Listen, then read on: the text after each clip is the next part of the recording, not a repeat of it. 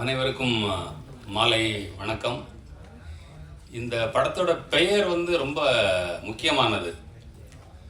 உலக சரித்திரத்தில் பார்த்தீங்கன்னா எழுத்துக்கள் தடை செய்யப்பட்டன, நாடகங்கள் தடை செய்யப்பட்டன, சினிமா தடை செய்யப்பட்டது.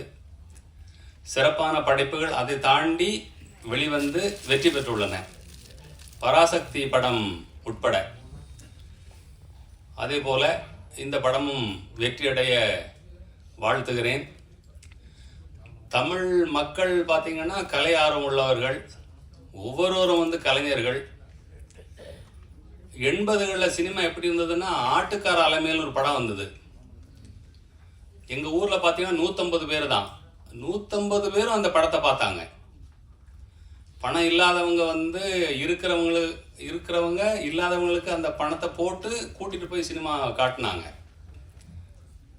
படத்தை பார்க்காதவங்க கிட்டத்தட்ட எல்லா தமிழனும் படம் பார்த்தார்கள். ஆனால் இன்னைக்கு எனக்கு தெரிஞ்சு ஒரு 20% தமிழன் படம் பார்க்குறானாங்கிறதே கேள்விக்குறியாக இருக்குது.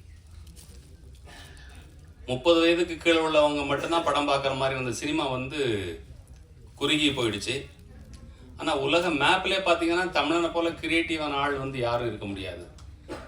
இந்த மண்ணில் ராமானுஜர், பாரதியார், வள்ளுவர், கம்பர், அதே போல் சினிமாவிலேயே பல்வேறு ஜாம்பவான்கள் வந்திருக்காங்க.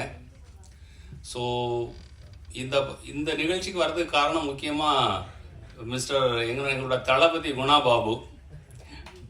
இந்த தளபதி எப்படிப்பட்டவர் அப்படின்னா, நாங்கள் ஷூட்டிங் ஸ்பாட்டில் குதிரையில் படம் பார்க்கணும். இவர் குதிரையில் ஏறதுக்கு முன்னாடியே 2 பேரும் குதிரையில் ஏறி கீழே விழுந்துட்டாங்க. நல்ல வேளை அவங்களுக்கு நடக்கலை.